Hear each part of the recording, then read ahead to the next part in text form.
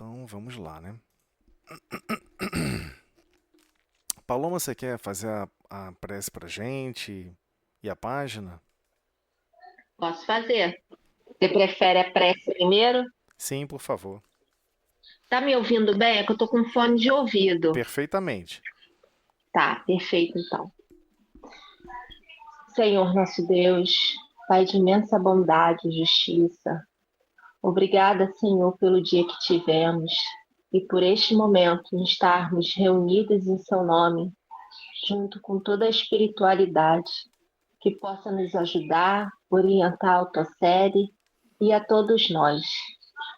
Que mesmo todos aqui presentes, ou os outros nossos irmãos que estão chegando, ou também que irão assistir mais tarde em suas casas, possam receber da mesma forma. E te agradecemos. Amém. Com esta prece, pedimos por darmos por iniciada a reunião do estudo do Livro dos Médiuns na tua paz e harmonia. Que assim seja, graças a Deus. Então agora fica à vontade. Se quiser comentar, pode comentar. Se não quiser também, tudo bem. Tá bom? É uma Deixa eu reunião, trocar. é uma reunião de estudo. A gente tem que ter liberdade de perguntar, de falar. Tá bom? Fica à vontade. Ok. Vamos lá. Eu só não estou conseguindo lá em cima, mas a partir do ordenações. Aê! Agora sim. Caminho, Verdade e Vida, capítulo 81, editora FEB. Ordenações humanas. Sujeitai-vos, pois, a toda ordenação humana, por amor do Senhor. Primeira carta a Pedro, capítulo 2, versículo 13. Certos temperamentos impulsivos, aproximando-se das ligações do Cristo, presumem no Evangelho um tratado de princípios destruidores da ordem existente no mundo. Há quem figure no mestre um anarquista vigorosa, inflamado de cóleras sublimes. Jesus, porém, nunca será patrono da desordem. A novidade que transborda do Evangelho não aconselha ao espírito mais humilhado da terra a adoção de armas contra irmãos, mas sim que se humilhe ainda mais, tomando a cruz, a exemplo do Salvador. Claro está que a Boa Nova não ensina a genuflexão ante a tirania insolente. Entretanto, pede respeito às ordenações humanas, por amor ao Mestre Divino. Se o detentor da autoridade exige mais do que lhe compete, transforma-se num déspota ditador, que o Senhor corrigirá através das circunstâncias que lhe expressam os desígnios. Sobe a tela, pessoal. Metas no momento oportuno.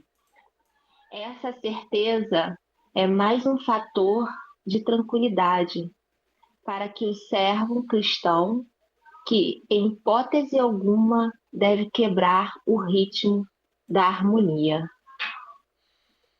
Não te faças, pois, indiferente às ordenações da máquina de trabalho em que se encontras. É possível que, muita vez, não te correspondam aos desejos, mas lembra-te de que Jesus é o supremo ordenador na terra, e não te situaria o esforço pessoal onde o teu concurso fosse desnecessário. Tens algo de sagrado a fazer, onde respiras no dia de hoje, com expressões de revolta. Tua atividade será negativa. Recorda-te de semelhante verdade e submete-te às ordenações humanas, por amor ao Senhor divino. Nossa, não existe página fácil, né? Mas essa, só em você ter que superar todo dia o seu eu próprio, aí já diz, né? Vou deixar para você, tá sério? Porque tô muito longe ainda dessa situação aí. O orgulho, eu Todos tô nós. trabalhando, Não, mas não, não, não, não, nossa, nem começa. Todos nós estamos distantes. Quanto mais conhecemos o tamanho do oceano e mais nadamos para dentro do oceano, mais observamos o quanto ele é grandioso. Então, sim, o evangelho, ele é grandioso, mas é para todos nós estamos aprendendo. Fique tranquila com relação a isso. E fique à vontade também para fazer qualquer outro comentário. Essa página, ela vem na sequência da página anterior, né? A página anterior foi intitulada Opiniões. A gente tomou vários sustos, né? Que a gente tem de umas opiniões estranhas. Boa noite, Carolina, boa noite a todos. A gente tem de umas opiniões estranhas. Agora veio, na verdade, uma, uma recomendação que a gente demora a compreender, né? Ele vem falar sobre as ordenações humanas. E nessa carta de Pedro, né? A Pedro, sujeitai-vos. Olha o versículo. Sujeitai-vos. Ou seja, aprenda a se submeter, pois a toda ordenação humana. Questão de ordem, tá? Não é questão de submeter a toda e qualquer loucura humana. Não é isso que ele está falando. Aprenda, pois, a submeter a toda ordenação humana, por amor do Senhor. A frase é pesada, né? Porque Jesus deixou claro: se me amais, guardareis meus mandamentos. E se ele deixou esse também, essa informação tão importante, é porque existe algo importante nessa interação com o próximo, no desenvolvimento de todos nós. Mas a maioria, quando começa a ingressar em qualquer atividade religiosa do planeta Terra, eu estou arriscando aqui em falar, tá? Eu não estou falando só do cristianismo, não. Qualquer atividade religiosa do planeta Terra.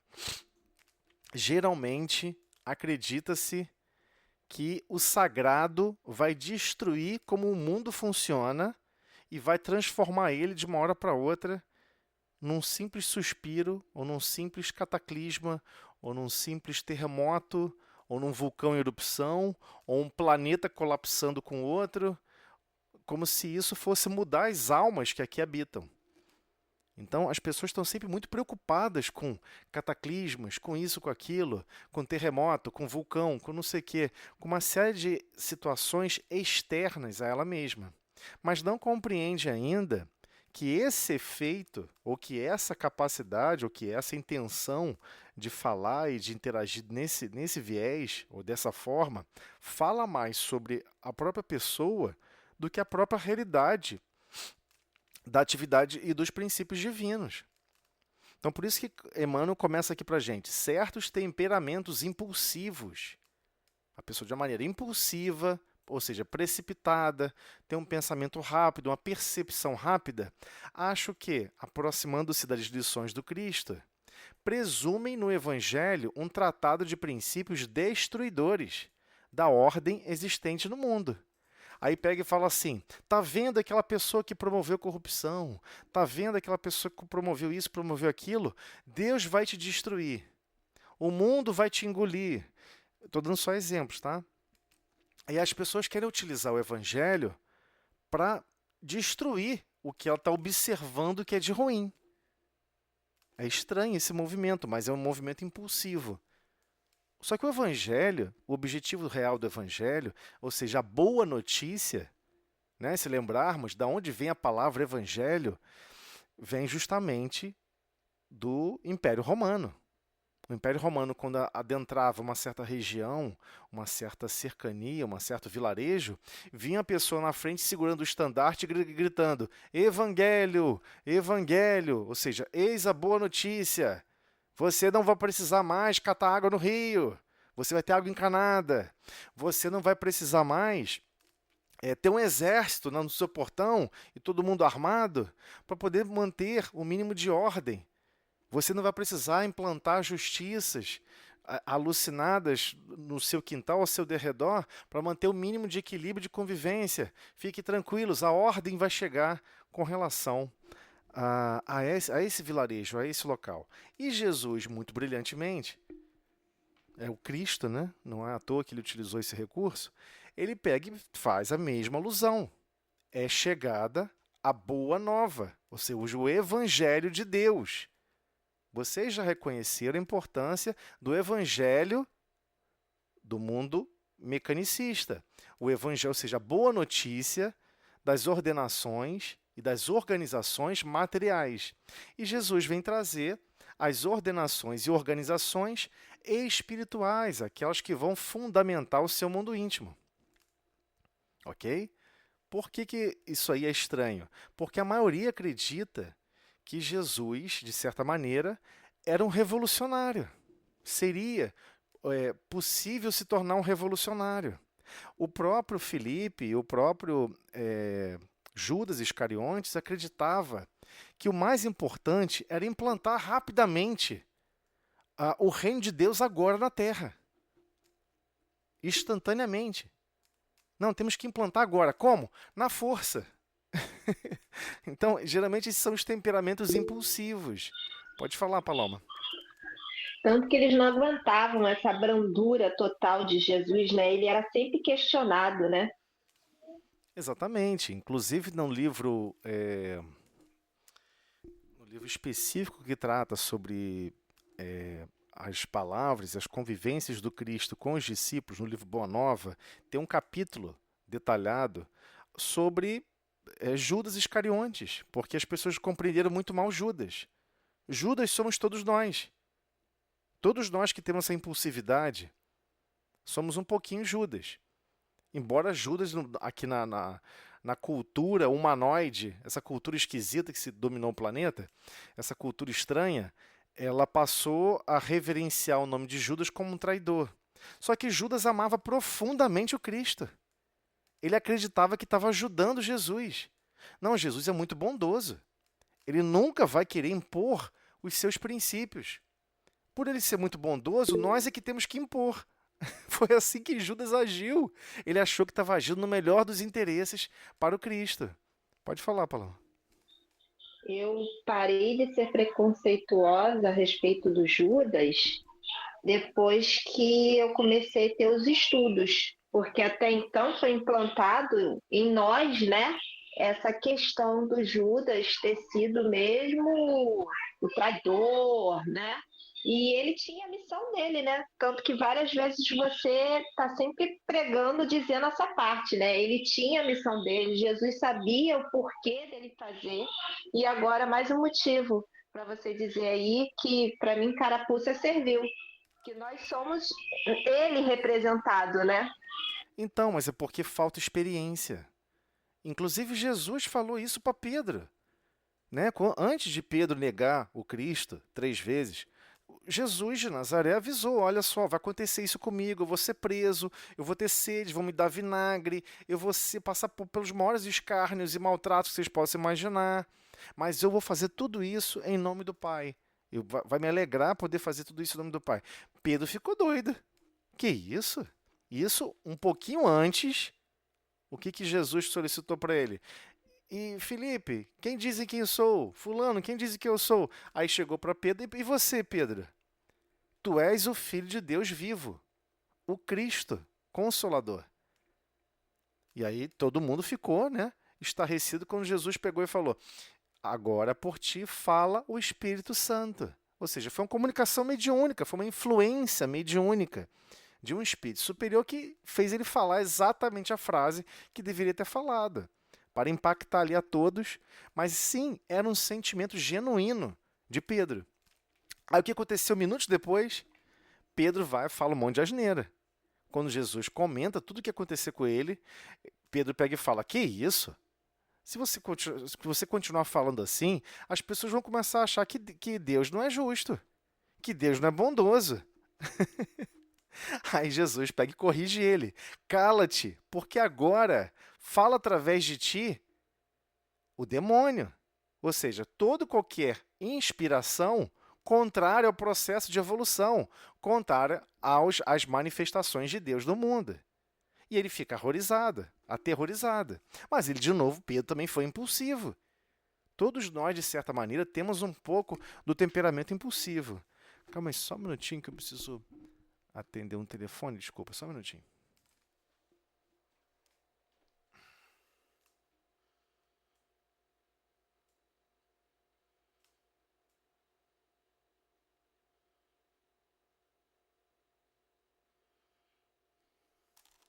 Oi, Silas. Alô? Silas? Opa! Ô, Silas, tudo bem? Eu tô com a sua chave.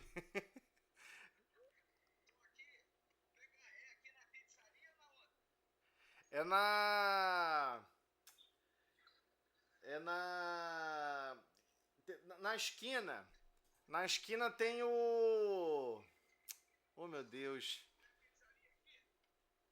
Você tá onde agora exatamente? Você tá onde agora exatamente?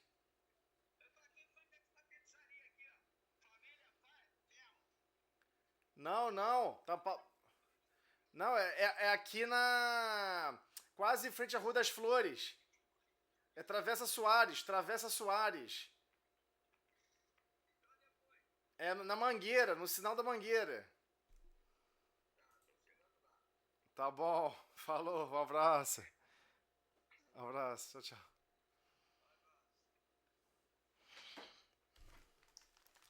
Amigo de trabalho esqueceu a chave em casa, eu trouxe comigo para ele, que ele mora em São Gonçalo também. Vai ficar preso lá de fora por enquanto. Mas enfim, recapitulando. O tempo todo nós vamos observar Jesus. Não é à toa que ele escolheu os 12 discípulos que escolheu. Esses 12 discípulos representam a humanidade inteira. Todos ali possuem particularidades em relação à humanidade inteira. Existem características que estão neles que nós temos que aprender a reconhecer. Então, sim, por vezes nós temos o temperamento impulsivo. Explodimos, falamos rapidamente, falamos sem pensar, e quando vê, já foi. É esse o grande problema que ele está comentando aqui. Mas explicitamente com relação às lições do Cristo, muitos estão estudando na superficialidade. Aí qual é a percepção da maioria? Pega os ensinamentos, pega as expressões e interpreta de uma maneira muito precipitada. É isso que ele está falando. Então, presumem, ou seja, você assume rapidamente que o Evangelho é um tratado de princípios destruidores da ordem existente no mundo. Ou seja, não, tudo para todo lado que eu observo, eu só observo caos, complicações, crimes, roubos. Isso não está tudo normal. Ué, mas já imaginou espíritos que são eternos, que sempre vão existir, que foram criados simples e ignorantes, sem sentimento e sem conhecimento, que estão marchando nesse processo evolutivo? O que você espera de um espírito que não tem sentimentos nobres ainda e nem tem o princípio intelectual mínimo de equilíbrio e de ordenação mínima de convivência? O que você acha que vai gerar de resultado? É lógico que vai gerar resultados ruins. É esse o ponto chave que a doutrina espírita traz e explica. E todos passam a compreender no mundo. E aí tudo faz sentido. Porque sempre tinha aquela aparência que Deus era perverso. Deus castigava. Olha só essas pessoas. Olha lá, o mal está se propagando no mundo e Deus não faz nada. Como não faz nada? Ele está educando. A gente só aprende pela experiência. Nós precisamos passar pelas experiências.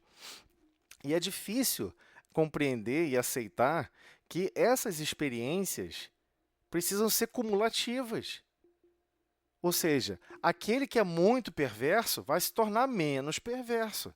Aquele que era muito zangado vai se tornar menos zangado, sobre qualquer coisa. E assim é assim que Deus nos educa. Deus não impõe a transformação. Porque todas as religiões trataram que quando Deus te criou, você já foi criada perfeita. Todos nós teríamos sido criados perfeitos. Aí você escolheu seguir pelo caminho errado. Tá vendo? Você pecou, vai para o inferno. Tá vendo? Você fez escolhas boas, você vai para o céu. É assim que todos aprenderam sobre esses princípios iniciáticos, iniciais, sobre como você foi criada. Só que é uma ilusão. O Espiritismo conta, na sua teoria essencial, através do Consolador Prometido, desses espíritos, a pleiade de espíritos que atuam diretamente com Cristo, e explicando: todos nós fomos criados simples e ignorantes. Vocês só me perdoem, só um minutinho, por favor. Oi, Silas.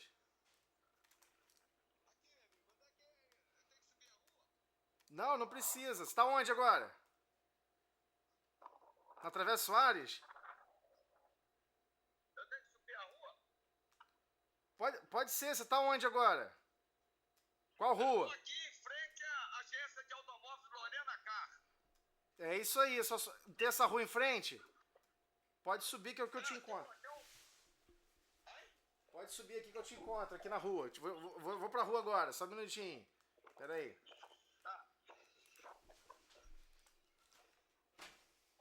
Querida, pode fazer uma gentileza? Assume aqui o estudo rapidinho que tem que devolver a chave da pessoa ali. É só falar, oi, boa noite, só um minutinho. Vai, Maria. Deixa comigo. Eu vou só devolver a chave ali do rapaz e já tô retornando aqui, tá? Me dá só 5 minutinhos, por favor. Vou deixar a Mariana aqui pra comentar aqui alguma coisa. Mariana, segura os pepinos aí pra mim. Olá, Olá, Boa Mariana. noite. Boa boa noite. noite, tudo Olá, bem? Mariana. Boa noite. Boa noite. A paz de Jesus, né? Glória.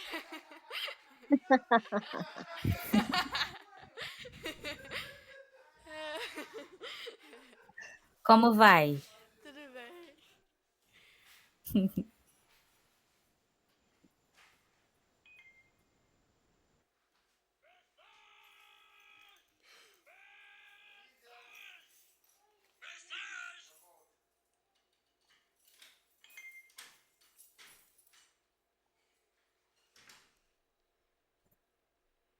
Prazer te conhecer, Mariana. Também é um prazer.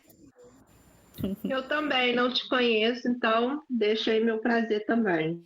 Eu sou a Carol. Ah, Carol, e é Paloma que fala? Isso, exato. Boa noite. Boa noite. Boa noite, querida. Eu já conheço já, desde da barriga da mamãe. Sou a mais velha da turma, então já conheço há muitos anos. Nem tanto, né? Porque você é jovenzinha. É, Você é a filha mais velha do Tozelli? sou assim, Tá com quantos anos? 14, faço 15 esse ano. Ih, Caramba, barato. olha aí. Nossa, que emociona, gente. É, Uma jovem. Que linda. obrigada. Pela sua foto aqui, você também é muito bonita, hein? Ah, as fotos enganam. Tem aquele Obrigada. Photoshop, não tem? Que a pessoa fica mais bonita, que dá uns esticar, não tem? É, a gente joga os cabelos, fica no sol, pra dar aquele efeito, né?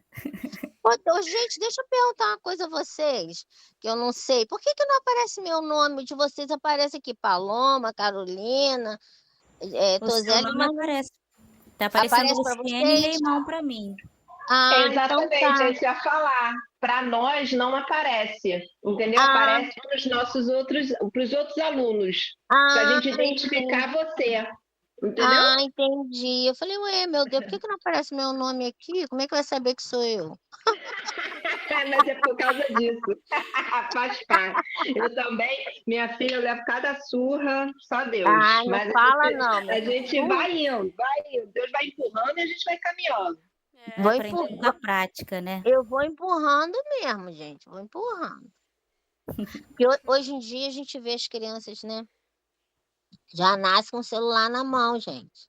A minha netinha com um aninho já quer o celular para ver aqueles negocinhos, aqueles bichinhos, aquelas galinhas pitadinhas, aqueles negócios. Aí eu te falo, né? Não, Eu agradeço muito a questão da doutrina espírita na nossa vida, porque tem coisas que são inexplicáveis, né? Uma situação dessa, você falar, gente, como é que uma criança que chegou ontem, um entre ano. aspas, né? Não sabe mexer mais do que eu. Aí a É. gente tem essa noção, né? Que mas eles são pessoas que já mexem com essa tecnologia lá, ó, Há há muito anos tempo. luz. Pois é, né? É, É porque é algo que a gente já quer, né? Porque tem entretenimento, essas coisas, né? E a criança já vai pra isso. não pode ver um controle de É. televisão que ela fica assim com a mãozinha, ó. O controle. Agora, infelizmente, eu vou ter que sair daqui, né? Meu pai vai assumir de novo, infelizmente. Tá bom, meu flor. Nada, Boa minha noite linda, pra muito você. Boa prazer, noite. tá? Tchau, tchau. Fique com Boa Deus, noite. querida. Nas próximas você participa também, ué. Daqui a pouco É você isso que eu ia falar. Ela pode logar também, né? É, Participar. ué, com certeza. Ó, ficamos em ótima companhia, viu? Quase perdeu o status aí, hein? É. Verdade. Um dia os cajados têm que ser passados, né? Mas vamos retornar à linha do pensamento. Ai, desculpa, porque a pessoa esqueceu a chave no trabalho e aí fica difícil, né? Eu tive que. Imagina, hein? Então vamos lá. Bem, então já compreendemos, né? Então, se você pegar, por exemplo, o mundo muçulmano e observar o Alcorão, se alguém que já leu o Alcorão, sabe que no Alcorão não existe nenhuma regra, nem orientações de violência. São totalmente contrários. O Alcorão fala mais vezes sobre sobre a mãe do Cristo, né? A mãe de Jesus, sobre Maria, do que até mesmo a Bíblia. Então, assim, E Deus eles não têm respeito por Maria? Desculpa, profundo, perdão, nem levantei a mão. tem respeito profundo por Maria e respeita profundamente o Cristo, Jesus de Nazaré. Só que eles acreditam que Jesus de Nazaré foi mais um que veio divulgar a palavra de Deus e que quem completou foi, no caso, Maomé. Essa é a percepção deles. Deus, através do Cristo, não deixou nenhum país sem pontos focais de orientações para cada agrupamento se desenvolver. Não deixou ninguém separado. Se vocês param para pensar, ambas as famílias, né, ambas as subdivisões religiosas do mundo, as duas grandes maiores subdivisões, né? O povo hebreu, lá no início, ele antes de se dividir em 12 tribos, o povo hebreu, né, a tribo de Judá, que dá origem à palavra judeus, né, é uma das tribos, uma das dissidências do povo hebreu. A questão toda é que Abraão teve 2 filhos. Um filho primeiro com uma escrava, que ele achou que não ia conseguir ter filhos. Esse primeiro filho que ele teve com a escrava é que foi para o deserto. E desse filho que foi para o deserto é que surgiu 12 príncipes, inclusive culminando na estrutura familiar do profeta Maomé. Entendem? Maomé não escreveu uma palavra, ele era só médium, ele só falava, né? Quem escreveu realmente foram as pessoas ao redor de Maomé. Mas pode falar. Pode falar, Paloma. Você queria falar, Paloma? Você levantou a mão? Paloma, seu microfone está fechado.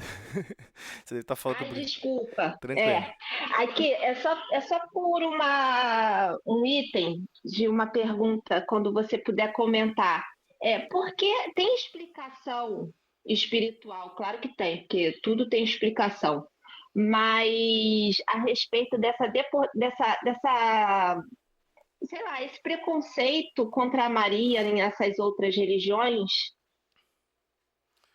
Eu acho que Tem alguma você está enganada. explicação, algo assim? Eu acho que você está enganada. Aqui no Ocidente, a percepção, a maioria Não, duvida. desculpa, eu falei errado. Não quero tá. dizer lá não, tá? Tô querendo dizer na nossa cultura mesmo, do porquê tanto massacre, assim, de outras, né, de outros irmãos assim a respeito de Maria, né? Por que que tem tanto desrespeito assim? Olha só, eu acho que vocês ainda não entenderam o que está acontecendo no planeta Terra. O mundo vive em guerra, mas se você for pensar a origem de todas as guerras, é porque o Cristo, quando esteve aqui na Terra, ele impulsionou um princípio de desenvolvimento que muitos espíritos não querem. Muitos espíritos não querem. Tem muitos espíritos que lutam, não é principalmente contra o Cristo, luta contra o princípio de desenvolvimento. Desenvolvimento espiritual. Ser mais bondoso? Não, eu quero a lei do mais forte. Perdoar? Não, eu quero a lei de Talião. Então, muitas pessoas adoram o mundo como está no modo caos, entendeu? E se você for para pensar em 2000 anos, o mundo se transformou profundamente. Embora a maioria não acredite. É só você estudar a história da humanidade de 4000 anos para trás, entendeu? Aí você vai entender que, nossa, como está melhor. A gente tem uma mania de achar que não está bom porque a gente não consegue perceber o quanto ruim era antes, né? Como era mais complicado, mais difícil, né? As pessoas viviam uma situação muito mais difícil. Eu não digo em termos de condições de vida, não. Eu diria em termos de escolha. Em termos de como as pessoas viviam por sobrevivência. Viviam pela sobrevivência. Não existia nenhum elo. Não teria, por exemplo, sentar para estudar alguma coisa, sentar para ler sobre alguma coisa. Não existiria essas possibilidades como estamos tendo agora. Então, Verdade. sim, o mundo está evoluindo. Tudo está evoluindo. Então, essa presença do Cristo, todos estão tentando apagá-la. Hoje, como o Ocidente está se tornando cada vez mais ateu, né? Você pega, por exemplo, a França. 200 anos atrás, você ia falar assim, a França vai se tornar um país ateu, um país de ateus, basicamente. Quem acreditaria 200 anos atrás? Ninguém ia acreditar em você. Que isso? Você surtou, não é possível. Pois é, mas se tornou um país de ateu. E qual é a característica do ateu que é tão problemático, tão ruim, tão péssimo para uma nação? Se você é ateu, você não se importa que tipo de religião está sendo está sendo governada ou está se expandindo no país. Você acredita que a família não é importante? Você acredita que ter filhos não é importante? É melhor ter cachorro, ter gato, ter qualquer coisa, menos filho. Filho não. Ué, mas aí vem um muçulmano para sua cidade e cada mulher tem 6, 8 filhos. Aí depois você vai falar assim, não, mas hoje 64% da população de Paris são muçulmanos. As pessoas não estão percebendo isso, né? Eles estão realmente nesse plano de expandir por toda a Europa de uma maneira sorrateira e estão conseguindo. Mas, infelizmente, o princípio deles é bem mais simples, né? Você não tem como se tornar. Por que eu considero que a religião muçulmana não é uma religião? Porque religião você tem a liberdade de escolher. Se você quer ser muçulmano ou deixar de ser muçulmano. Se você passou a ser muçulmano, você não tem como deixar de ser. A pena é a morte. A mãe vai falar assim, mas tá vendo aí, ó? É uma característica religiosa. Não, não é. É uma característica comportamental daquele grupamento. Não tem nada a ver com a parte religiosa em si. Como também no passado, quando o catolicismo queimava pessoas que achavam que era bruxa, não tinha nada a ver com Cristo. Como da mesma forma, quando o cristianismo, para tentar criar ali aquela cidade principal, né, em Roma, né, que é basicamente outro país, né, o Vaticano não é uma cidade, é um país separado, para construir ali o Vaticano e a praça de São Pedro, aquela praça lindona, construções maravilhosas, ali viviam centenas de pessoas, ou talvez até milhares, que ninguém queria aquela região. Infelizmente, eles assassinaram todo mundo que estava ali para construir a praça, para construir aquele local. Foi assim. Não, mas baixou por... Foi sem querer. Não, não tem sem querer, né? Então, assim, é observar a própria história, observar que, na verdade, aquilo não tem nada a ver. A manifestação final, real, não tinha a ver com o cristianismo. O cristianismo prega o amor, prega a união, prega a paz. Você vai pegar e vai assassinar pessoas? Não tem sentido nenhum. Por quê? Porque isso é o temperamento impulsivo de quem está assimilando as lições do Cristo e querem moldar o mundo segundo a sua visão própria de mundo, e não segundo a visão de Deus de mundo.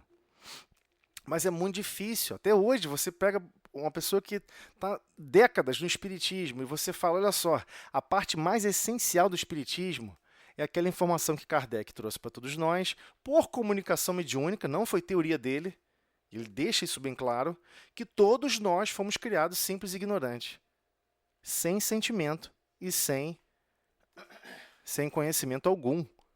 As primeiras 1000 encarnações, nós não tínhamos a menor noção entre o que poderia ser o menos errado e o mais certo e menos errada.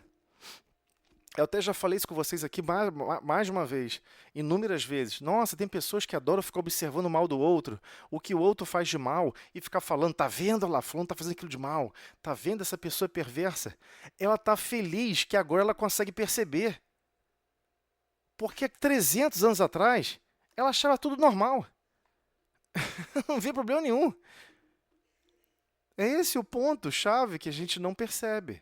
E era assim, né? Tem relatos no Egito, não no Egito antigo, né? Mas no Egito um pouco mais para frente, ali 2000 anos antes do Cristo. Egito mesmo que a gente está falando é 4.500 anos, né? Eu estou falando 2.000, 2.800 anos antes do Cristo. Está aqui conosco, aqui na Terra. Era comum você ver narrativas, vocês podem buscar isso, né, facilmente hoje em dia na internet, você vê narrativas em papiros comentando sobre pessoas que iam no Nilo parir a criança e jogar a criança na água, porque não queria água, não queria criança, né? Jogava a criança na água, afogava a criança e soltava no Nilo. E todo mundo tomando um cafezinho ali em volta e vendo aquilo. E todo mundo achando natural. Vocês estão entendendo o que eu estou falando? É esse o ponto dramático que a gente não percebe. No passado muito antigo, outras encarnações bem para trás, nós nem sequer percebíamos o que era ser bom ou ruim. Uma atitude boa ou uma atitude má. Recentemente, um psicólogo, porque não sei se vocês souberam, né? Durante a Segunda Guerra Mundial, muitos alegaram, desculpa estar divagando, dando volta, mas isso é importante. Durante a Segunda Guerra Mundial, alegaram que os alemães eram as pessoas mais perversas da face da Terra. E os alemães começaram a ser perseguidos e assassinados por outras nações, depois da guerra, né? Eles não puderam mais ter exército, sofreram uma série de constrições e todos ficaram chocados com aquilo. E muitos psicólogos tentaram estudar esse fenômeno. Poxa, mas como assim? Eles não são mal educados, são bem educados, o que houve? Depois você passa a conhecer toda a história, mas você tem que correr atrás das informações e começar a compreender o contexto histórico. Então, o que aconteceu logo após a Segunda Guerra Mundial, que passou um pouco esse clima aí na década de 70, mais ou menos? Você virou até filme, né? Esse psicólogo escreveu até um livro sobre isso, onde ele faz um teste para ver se a pessoa aceita torturar outra pessoa só porque tem alguém pedindo para torturar. Não sei se vocês já viram algo parecido, né? Não, sim. Não. Então, ele foi numa universidade, era uma pessoa que estava fazendo um trabalho numa universidade, um estudo aprofundado numa universidade, e ele precisava de voluntários. Vou explicar rapidamente como é que foi feito o processo. Ele selecionava várias pessoas e pagava, tá? 200, 300 dólares para a pessoa participar do processo. É como se desse assim, R$2.000. Vou dar R$2.000 para cada pessoa participar de um experimento social. A pessoa assinava o documento, que estava ciente, estava participando de um experimento. Tá, ficar todo mundo naquela fila. Só que no meio deles tem 2 atores. Eles não sabem que tem um ator ali. Tem mais de um ator, né? Eles não compreendiam isso. Aí o que eles faziam? O que eles fizeram, né? O que esse psicólogo fez? Como é que era o experimento? Eram 2 salas. Numa sala, a pessoa ficava deitada. Ele dizia que foi feito um sorteio. Só que não foi sorteio, ele está enganando as pessoas. Aquela pessoa que foi para outra sala é um ator. E uma pessoa que ele selecionou, e selecionou várias vezes, essa pessoa iria comandar uma máquina que dava choque no outro. Qual era o princípio? Você tinha que ler perguntas e ver se ele respondia corretamente. Se ele responder errado, você tinha que ir lá apertar um botão e dar um choque na pessoa. Só que não estava dando choque de verdade, porque era um ator. E a máquina não funcionava, mas quando apertava fazia barulho. E acendia a luz e, nossa, acho que deu choque na pessoa. 90% das pessoas que participaram desse experimento continuaram dando choque na pessoa. E o cara que estava aqui atrás, sentado numa outra mesa, que também fazia parte que também era um ator, como se estivesse vigiando ele, o cara virava, a maioria das vezes virava de costas, poxa, mas... ele perguntava, é para continuar? Aí a pessoa balançava a cabeça, sim, não falava, só balançava a cabeça. E a pessoa continuava fazendo pergunta, cada vez as perguntas iam ficando mais difíceis, e a pessoa ia errar cada vez mais. E aquela gradação ia aumentando a intensidade de choque, até que a pessoa lá dentro começa a gritar desesperadamente. Por favor, eu não aguento mais, me socorro, eu não aguento mais, estou tomando muito choque, não sei o quê. E a maioria, 85% das pessoas, a 90% das pessoas que participaram do experimento, continuaram dando choque. Foram totalmente insensíveis à dor do irmão que estava lá dentro, que estava fingindo, é claro, era um ator. E aí esse ator, esse psicólogo, publicou esse livro, né, com esse resultado, falando, olha só, o problema não foram os alemães, o problema é da humanidade. Poxa, ele fez esse estudo dentro dos Estados Unidos e replicou também na Inglaterra. E o resultado foi o mesmo. É surpreendente, entendeu? Então, quando a dor é com o outro, tudo bem, né? É estranho. Mas por que eu estou dando essa volta toda? Porque esse temperamento impulsivo de pegar lições de amor do Cristo e você achar que você quer impor o amor para o outro através do ódio e através da destruição e que isso vai resolver o mundo no modo anarquismo, anarquia total, né? Como fosse Jesus fosse um colérico que tem que mudar tudo na base da anarquia, é uma visão humana sobre as lições do Cristo. É uma visão de quem ainda não tem amor e nem sabedoria sobre os ensinos sublimes do Cristo. É sobre isso que é a página. Ok? Também, né? Vamos lá. Jesus, porém, nunca será patrão da desordem. Jesus nunca fez isso. Quando perguntaram ao Cristo, Senhor, você é contra os tributos a César? Você acha absurdo, não? Aí ele pega, de quem é esta moeda? Aí ele pegou essa moeda, de quem é o rosto que está nessa moeda? De César. Então dai a César o que é de César. Mas as pessoas não entenderam que ali aprenda a respeitar as ordenações humanas. Então, mas essa ordenação é muito vil e cruel. Eles na época estavam revoltados porque tinham que pagar 15%, 20% de impostos. Hoje, se soubessem hoje, ferrou, né? A humanidade está pagando, sei lá quantos, quase 50% de impostos, trabalha basicamente um terço da vida. Só pagar impostos e não percebe. E entenderam a situação? Jesus deixou claro, o processo de convivência com almas que não amam e com almas que não possuem sabedoria, é claro que elas sempre vão inventar coisas para maltratar os outros, para escravizar os outros, mas é o jeito dela, é isso mesmo. Daqui a pouco refina, melhora. É sobre isso que o Cristo está falando nessa mensagem e que é difícil a gente ouvir e aceitar. A novidade que transborda o Evangelho não aconselha o espírito mais humilhado na terra a adoção de armas contra irmãos. Não é que a pessoa foi muito humilhada, muito maltratada, pega a arma e sai matando todo mundo. Não foi isso que Jesus trouxe à terra. Mas sim que se humilhe ainda mais, tomando a cruz, a exemplo do Salvador. Por que tomando a cruz?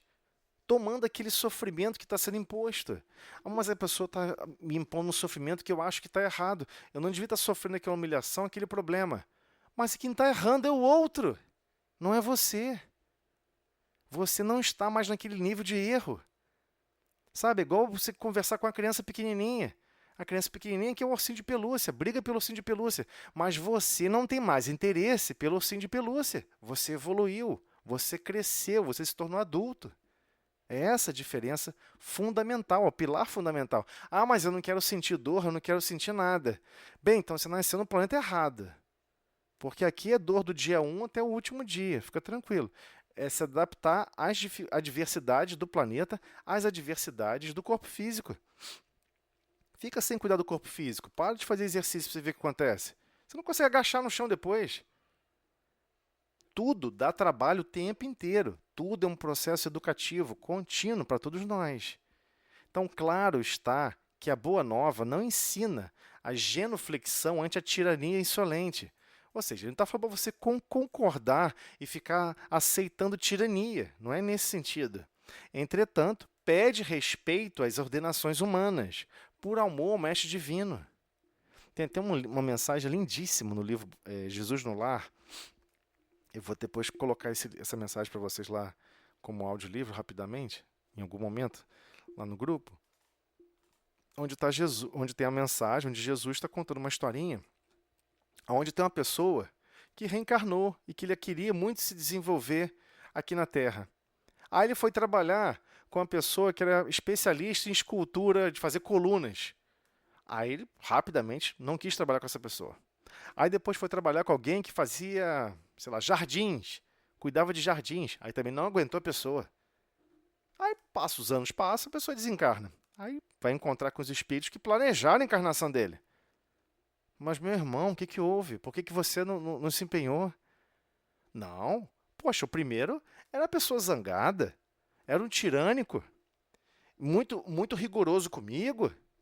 Não aceitava que eu chegasse atrasado, não aceitava que me botava para trabalhar o tempo inteiro. Eu não estava aguentando isso mais. E o espírito falou, esse espírito superior falou para ele, mas você foi chamado para trabalhar em proveito próprio. Você tem que aprender a absorver, né, as exigências de cada alma, mas para trabalhar o seu mundo íntimo, para você aprender a exercer o seu mundo íntimo, colocar à prova o seu mundo íntimo, você conseguir trabalhar e exercer o que o seu mundo íntimo se pretende a fazer durante a encarnação. Isso é um assunto difícil. Se o detentor da autoridade exige, aí ele continua comparando, se o detentor da autoridade exige mais do que lhe compete, ou seja, se a pessoa que está como autoridade, um policial, um juiz, um advogado, seja quem for que tiver qualquer tipo de autoridade em algum lugar, o diretor de uma escola, não sei o quê, não importa, o porteiro, não importa qual autoridade que a pessoa se acredita detentor. Se ela exige mais do que lhe compete, a pessoa se transforma num ditador, num déspota, que o Senhor corrigirá. Deus, através do Cristo, sabe como planejar as encarnações para a pessoa se corrigir. Mas não somos nós que temos a missão de corrigir a pessoa. Ah, não, você é pai e mãe. Ué, você é pai e mãe, você tem a missão de orientar, tutelar aquela alma. Como tutelar, não corrigir, no sentido de impor a sua lógica de justiça. Ok? Através das circunstâncias que lhe expressam os desígnios, ou seja, as metas, no momento oportuno. Ou seja, o Senhor vai corrigir aquele que é ditador através das circunstâncias que lhe expressam as metas de Deus. Ele vai corrigir esse espírito através de certas circunstâncias. Não é maltratando, não é judiando a pessoa, não. Muitos acreditam nisso. A pessoa cometeu um monte de desatino. Nossa, Deus vai castigar esse danadinho. Ué, então você acredita num Deus punitivo. Ele está falando justamente o oposto, que não é assim que funciona. Essa certeza é mais um fator de tranquilidade para o servo cristão, que, em hipótese alguma, deve quebrar o ritmo da harmonia. Da harmonia onde? No local de trabalho, dentro do lar, na convivência do lar, primeiramente na convivência do lar, no local de trabalho, na rua, no hospital. As pessoas não vão para centro espírita, para o catolicismo, para a igreja evangélica, não importa qual religião a pessoa professa. A pessoa não vai para essas unidades religiosas para exercer a sua essência da sua fé divina naquela hora, naqueles minutos. E nos outros horários, exercer outra coisa. Não faz sentido. Ali você vai regenerar os seus valores, você vai regenerar a sua consciência, você vai regar o seu coração com sentimentos mais nobres e nobilitantes. Mas se você vai querer ou não praticá-los em harmonia para com o próximo, fora do ambiente religioso, é um desafio individual, intransponível, somente nosso, né?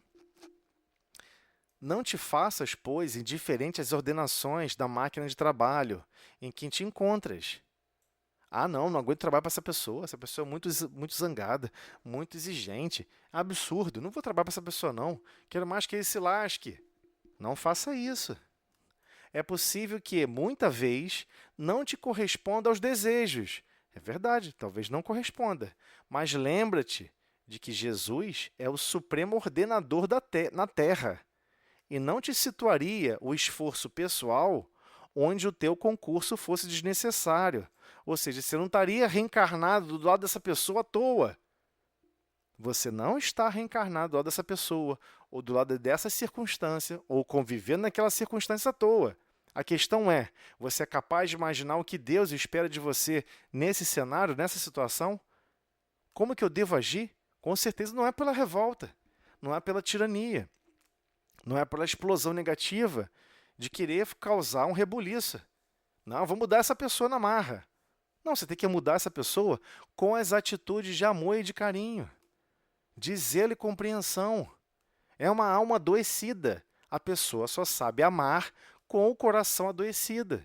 Adoecido pela raiva, pelo rancor, pelo remorso, pelo desequilíbrio, pela desarmonia. Assim somos todos nós, convidados a participar com Cristo, com a nossa pequena contribuição de gotinhas de harmonia, de paz, nas ordenações aqui da terra. A implantação do reino de Deus começa em nossos corações, onde, à distância, meditando no pico de uma montanha, não, é no meio do conflito, no meio dos problemas, aonde nós somos demandados a operar e a colaborar. Tens algo de sagrado a fazer onde respiras no dia de hoje. Sempre temos algo de sagrado a fazer. Não, mas eu vou lavar a louça daqui a pouco. Não se engane. O ato de lavar a louça, você não vai lavar só o copo que você sujou. Você não vai lavar só o prato que você sujou, você vai lavar o prato para todo mundo. Você vai lavar o copo de todo mundo. Você vai ter o privilégio de poder promover a asepsia de objetos, limpeza de objetos, que todos da casa vão utilizar. É uma honra poder servir ao Cristo nesse sentido. Você vai limpar o chão, você vai cuidar de alguma coisa, não importa. Você não está trabalhando para fisicamente simplesmente os outros. Você está trabalhando para a ordenação de Deus. A ordem no planeta Terra, quem governa é Deus. Todos, sem saberem, estão trabalhando para Deus. A maioria revoltada, zangado, porque gostaria de estar fazendo outra coisa e talvez gostaria de estar em outro local.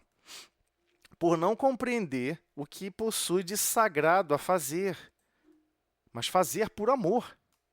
Não é fazer mal feito, não, fazer correndo, estou de saco cheio dessa tarefa. É fazer por amor. Com expressões de revolta, o que acontece? Com as expressões de revolta, tua atividade será negativa. Então não podemos manter a expressão de revolta. Ao contrário, que aprendizado eu estou tendo aqui? Pô, mas cai poeira todo dia, eu tenho que varrer todo dia. Que aprendizado Deus está me chamando? Talvez eu seja extremamente impaciente. Talvez eu só goste de trabalho que tem começo, meio e fim rapidinho. Porque eu gosto, na verdade, de não fazer nada. E Deus continua trabalhando ininterruptamente. O sol, por acaso, vira as costas e fala, estou cansado hoje, não vou aquecer as minhas redondezas. Já viu alguma estrela fazer isso? Ah, hoje não vou acender, não. Hoje eu vou apagar. Estou cansado. Quero tirar férias. Então, a bondade, o amor, a renúncia, ela tem que ser contínua. Mas especialmente a bondade e a fraternidade. Em tudo que nós fazemos. Temos que aprender a colocar carinho, empenho, de zelo e amor em tudo que fazemos. Senão, tudo vira expressão de revolta. Aí você pergunta a pessoa, e aí, como é que você está? Tudo bom e nada presta. A pessoa fica só naquele sentimento, tudo é bom e nada presta. Tudo é bom, tudo é maravilhoso. Mas todas as situações para aquela pessoa é insuficiente. não é boa o suficiente. Mas às vezes a gente não compreende que quem pediu para estar naquela convivência, que disse que iria brilhar, queria transformar, queria envolver corações, queria transformar convivências que tinham se tornado estranhas em convivências de mais amor, fomos nós mesmos que pedimos essa oportunidade. Ah, Senhor, dá-me a chance de poder amar profundamente essa pessoa. Por favor, bota bastante restrição no meu destino, para que eu possa ficar vinculado e ter como coparticipar naquela convivência.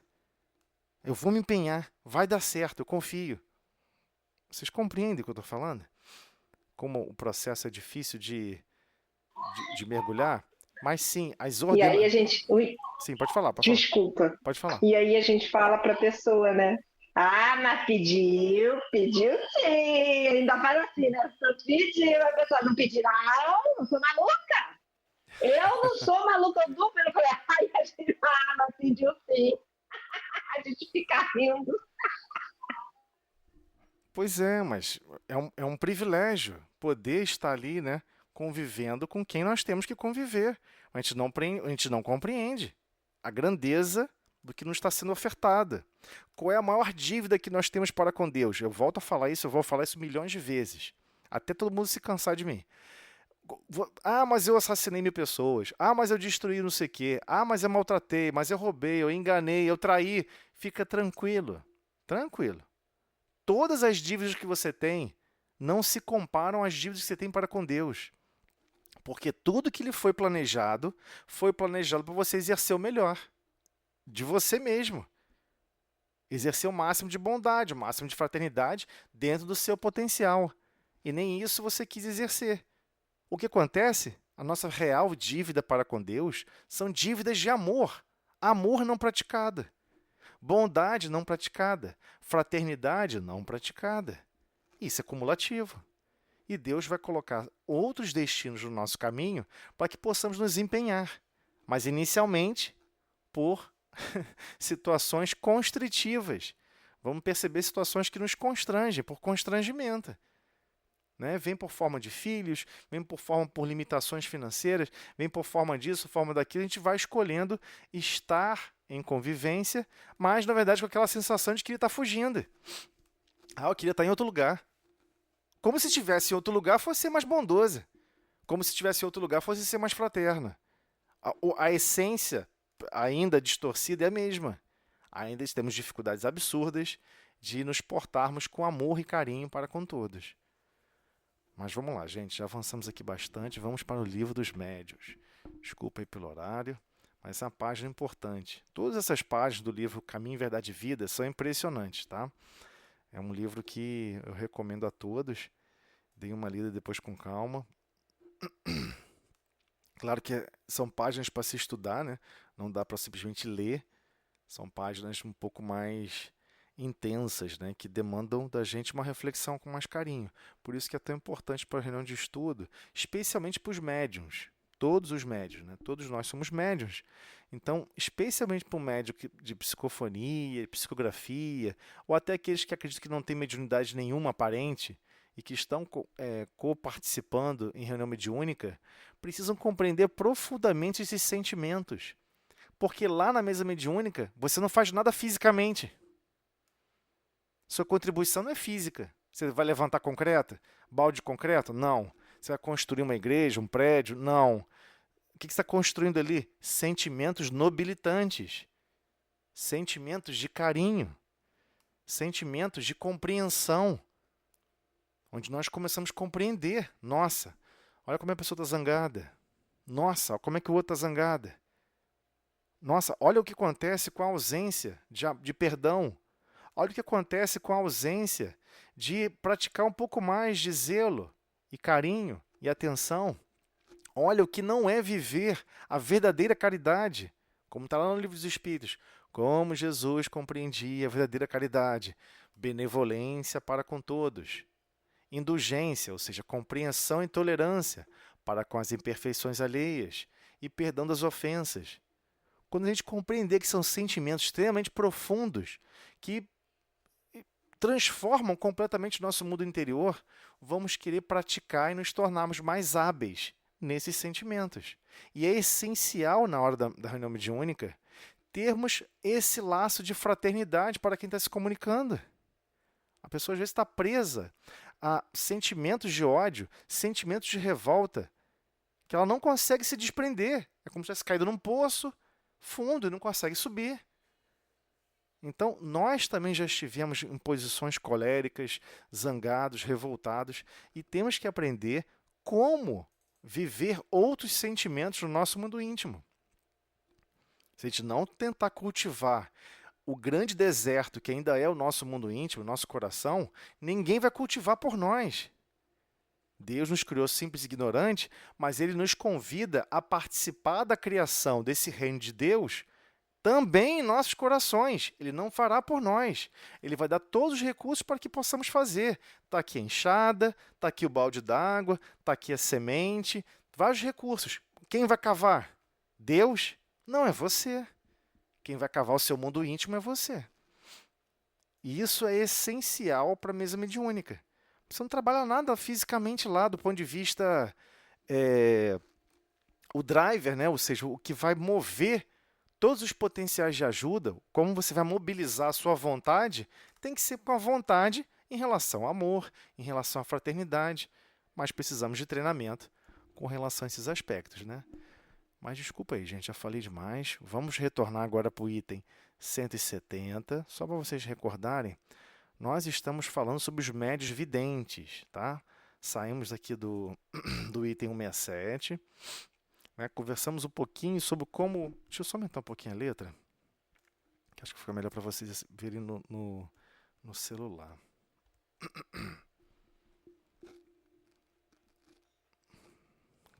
Cadê? Acho que a gente consegue fechar isso daqui, se tudo der certo. Vamos lá. Então, nós conversamos bastante sobre vários casos com relação ao que ele classifica como médio vidente. Ok? Médios vidente. O que é médio vidente? É aquele médium, né, ostensivo que ostenta a percepção e a forma de perceber os espíritos de uma maneira um pouco mais prolongada ou mais repetitiva do que a maioria. E realmente ele está vendo com os olhos, né, do espírito, basicamente. Ele é um processo mediúnico. E é claro que há uma necessidade de uma intervenção, uma troca de informações. Senão, simplesmente o ato de ver o espírito em si não quer dizer muita coisa, né? Como já tratamos desse assunto. E vamos expandir um pouco mais. Então, retomando, não dá para voltar tudo, gente, mas vamos continuar aqui no item 170. Outro fato que prova a influência que os espíritos exercem sobre os homens, a revelia destes, assistíamos, só para desculpa, esse aqui eu vou ter que retornar um pouco, senão não vai dar para entender. Kardec estava tá narrando aqui para a gente, no item 169, uma situação onde ele estava num anfiteatro, onde estava correndo uma apresentação musical, tocando uma peça de Weber, né? Inclusive, Weber estava ali presente, desencarnada. E tinha um médium que conseguia ver todos os espíritos que estavam desencarnados ali. Todos que ele conseguia perceber, é claro. E ele conseguia observar que tinha um espírito que cuidava da principal cantora. Ele percebeu que vários eram... que estavam dando apoio, assistência. Ele percebeu vários espíritos zombeteiros, brincalhões, fazendo mímica, remendando, imitando as pessoas, né? Inclusive, quando esse médium pergunta a Weber, o que você está achando da apresentação, dessa sua música, dessa sua ópera? Ele fala, tá razoável. Deixa eu te mostrar aqui, vou dar um incentivo para eles. Esse espírito, então, Weber, vai até na localidade e é como se tivesse dado uma impulsão de vontade em todos que estavam participando ali. E todos se empenharam mais em exercer ali aquela peça, exercer aquela apresentação. Só para observar a forma como os espíritos influenciam, e bastante, né, nesse processo. Inclusive, Kardec, no início, imaginava, pela descrição do médium vidente, que aquele espírito que estava do lado da cantora principal, que estava do lado continuamente, fosse algum tipo de obsessor ou algum espírito que quisesse o mal dela. E depois, na reunião mediúnica, ele faz esse convite para a pessoa, para esse espírito se manifestar, e esse espírito se manifesta e chama a atenção dele. Que história é essa? Eu sou o anjo da guarda dela, eu sou o espírito protetor dela. Estava ali amparando ela, você entendeu tudo errado. Ou seja, não é porque você é médio vidente que você está entendendo a lógica de tudo. Entender lógicas demanda sensibilidades que nem sempre nós temos, né? Então vamos lá, item 170. Aí ele vai falar outro fato que prova a influência que os espíritos exercem sobre os homens, a revelia deles. Assistimos, como nessa noite, a uma representação teatral com outro médio vidente. Travando conversação com o espírito espectador, disse-nos ele: vês aquelas duas damas sós naquele camarote da primeira ordem?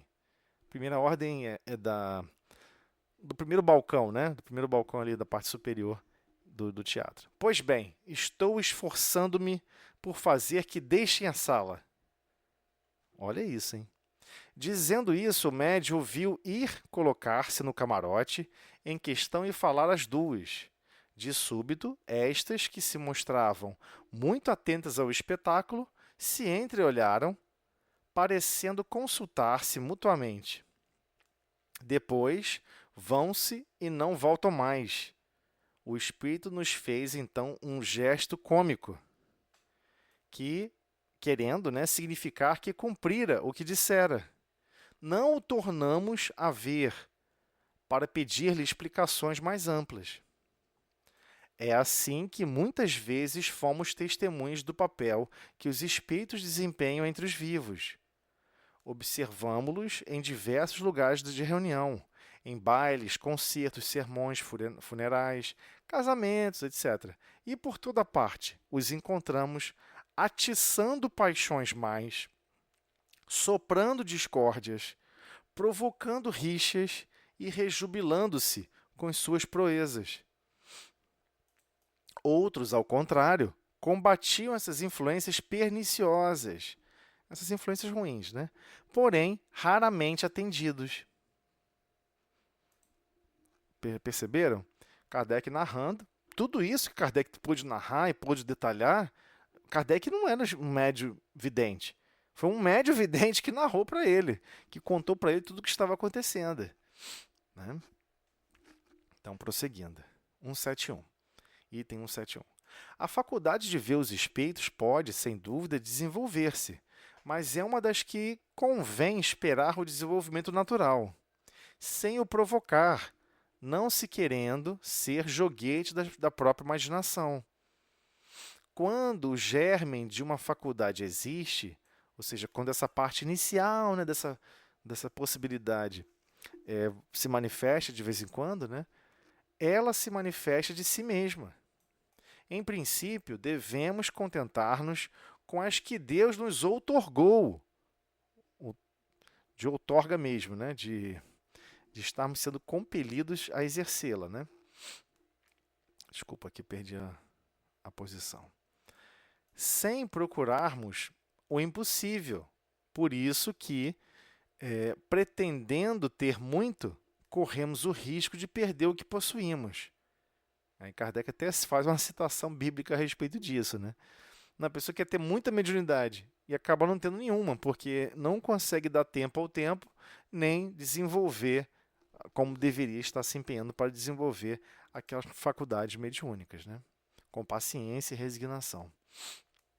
Então ele continua. Quando dissemos serem frequentes os casos de aparições espontâneas, lá no item 101, não quisemos dizer que são muito comuns. Espontâneo que ele está querendo dizer, de repente o médium espontaneamente está observando alguém, né? Quanto aos médios videntes propriamente ditos, ainda são mais raros e há muito que desconfiar dos que se inculcam possuidores dessa faculdade. Do que ele está falando? O médium chegar e ficar falando assim: ih, tô vendo um espírito ali, do nada. Aí passa, vai a outro lugar, ih, tô vendo um espírito agora colar. Não é qualquer médium que, propriamente dito, consegue realmente, de maneira assim, possuidor dessa faculdade, ele controlar o que ele vê ou deixa de ver. É nesse sentido que Kardec está comentando. Então ele continua: é prudente não se lhes dar crédito, senão diante de provas positivas. Não aludimos sequer aos que se dão a ilusão ridícula de ver os espíritos glóbulos, que descrevemos no item 108. Os espíritos glóbulos, a gente gastou um tempo com eles, não sei se vocês se recordam, né? O nosso globo ocular, quando você fica muito tempo olhando para uma luz, se você olhar para o bulbo de uma lâmpada muito tempo, depois fechar os olhos, você vai ver uma sombra branca para um lado e para o outro, certo? Todo mundo já fez esse teste, sabe o que eu estou falando. Mas é um efeito físico no olho humano, né? O olho humano é uma grande bola cheia de líquidos. E tem pessoas que, por vezes, têm alguns líquidos que uma parte dele está ali escuro, que são esses glóbulos. E a pessoa acha que aquilo que ela está vendo, uma manchinha de longe, é um espírito. Mas, na verdade, é uma questão do globo ocular, né? De onde a pessoa conta alguma infecção, alguma virose, às vezes acontece isso. A pessoa abre o olho e vê como se fosse tipo uma sombra, parecido quando você olha para a lâmpada, no globo ocular. E muitos acreditam que isso é um espírito. Mas, na verdade, é porque o seu olho está observando através de um líquido. E nesse líquido, por vezes, pode ter alguns pontinhos ou algumas manifestações físicas mesmo no próprio líquido que deixa essa condição de mancha. Por isso que quando você gira o olho para um lado e para o outro, o líquido gira junto, né? E com isso você consegue, começa a acreditar que está se movendo. Mas na verdade é você que está girando o globo ocular. Isso já foi bastante batido lá nos itens 108. Mas quem quiser pode retornar lá e dar uma olhadinha. Mas qualquer dúvida a gente conversa de novo. Falamos apenas dos que dizem ver os espíritos de modo racional. Ou seja, está enfatizando. Não estou falando disso não, que a pessoa está distorcendo um fenômeno que é físico do globo ocular humano e achando que isso é um espírito. É fora de dúvida que algumas pessoas podem enganar-se, de boa fé. Porém, outras podem também simular esta faculdade por amor próprio ou por interesse. Nesse caso, é preciso muito especialmente levar em conta o caráter, a moralidade e as sinceridades habituais.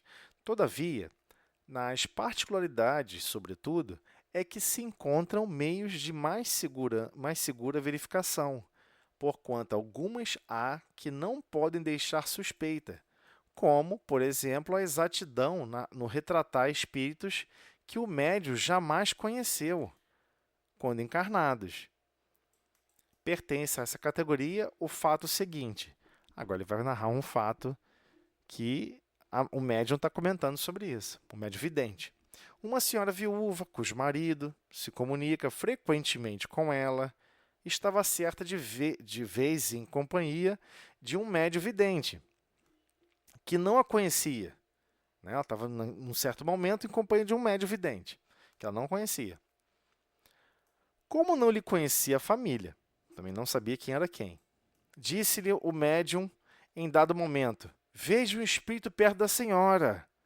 Ah, disse esta por sua vez, a senhora, é com certeza meu marido, que quase nunca me deixa. Aí a médium responde: não, respondeu o médium, é uma mulher de certa idade, está penteada de modo singular, traz um bandó branco sobre a fronte. Por essa particularidade do bandó, né? Eu não sei nem o que é isso, mas deve ser alguma coisa de prender cabelo. Por essa particularidade e outros detalhes descritos, a senhora reconheceu, sem haver possibilidade de engano, sua avó, em quem naquele instante absolutamente não pensava. Né? Porque Kardec enfrentava tudo isso.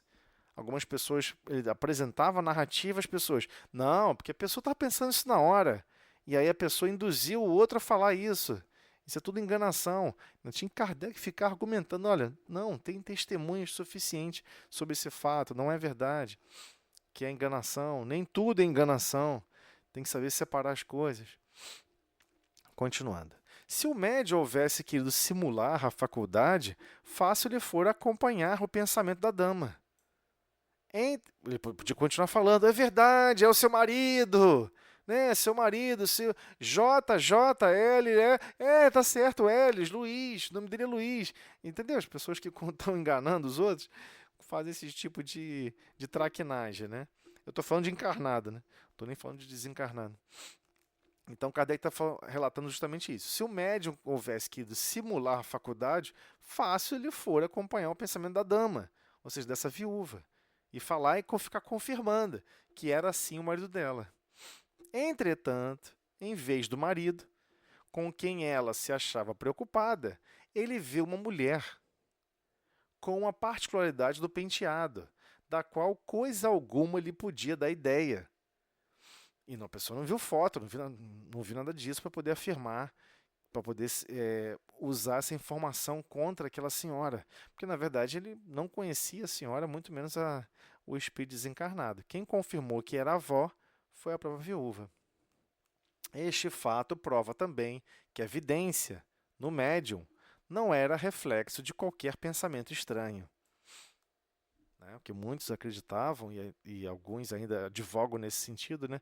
Os combatedores do espiritismo, especialmente sobre a mediunidade, que a imaginação é um factual da imaginação do cérebro de alguém. Ele está deixando claro que não foi esse o caso. Pessoal, agora vamos entrar em médiuns sonambúlicos. Aqui, deixa eu ver aqui. Podemos avançar no primeiro item, mas aqui a gente tem que ir com mais calma, porque os médiuns sonambúlicos têm uma importância maior do que a gente imagina. E eu depois, antes de fechar esses itens, embora são vários, né, eu queria agregar aqui o outro texto para a gente conversar um pouco mais sobre eles, tá bom? Vamos só avançar o primeiro item e aí depois paramos. Médiuns sonambúlicos. Pode considerar-se o sonambulismo uma variedade da faculdade mediúnica. Uma variedade da faculdade mediúnica. Ou melhor, são duas ordens de fenômenos que frequentemente se acham reunidos. O sonâmbulo age sob a influência do seu próprio espírito. É sua alma que, nos momentos de emancipação, vê, ouve e percebe, fora dos limites dos sentidos. O que ele externa, tira-o de si mesmo. Suas ideias são, em geral, mais justas do que no estado normal. Seus conhecimentos mais dilatados, porque tem livre a alma. Numa palavra, ele vive antecipadamente a vida dos espíritos. O médium, ao contrário, é instrumento de uma inteligência estranha. É passivo, e o que diz não vem de si. Em resumo, o sonâmbulo exprime o seu próprio pensamento, enquanto o médium exprime o de outrem. Mas o espírito que se comunica com um médium comum também o pode fazer com o sonâmbulo. Dá-se mesmo que, muitas vezes, o estado de emancipação da alma facilita essa comunicação.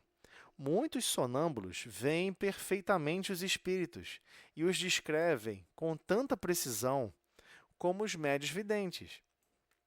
Podem confabular, ou seja, podem conversar, né? Podem confabular com eles e transmitir-nos seus pensamentos. Desculpa, saiu aqui da... O que dizem, fora do âmbito de seus conhecimentos pessoais, lhes é com frequência sugerido por outros espíritos. Aqui está um exemplo notável em que a dupla ação do espírito do sonâmbulo e de outro espírito se revela, e de modo inequívoco. Aí depois a gente vai entrar nesse item aqui, que isso aqui é um pouco mais longo, e a gente vai ter que ir um pouco mais devagar. Vou pedir a paciência de vocês para a gente avançar para esse item depois. Porque agora é um gênero bem diferente, né? Ué, mas se o sonâmbulo em si não é um médium, por que está sendo Kardec que classificou como médium?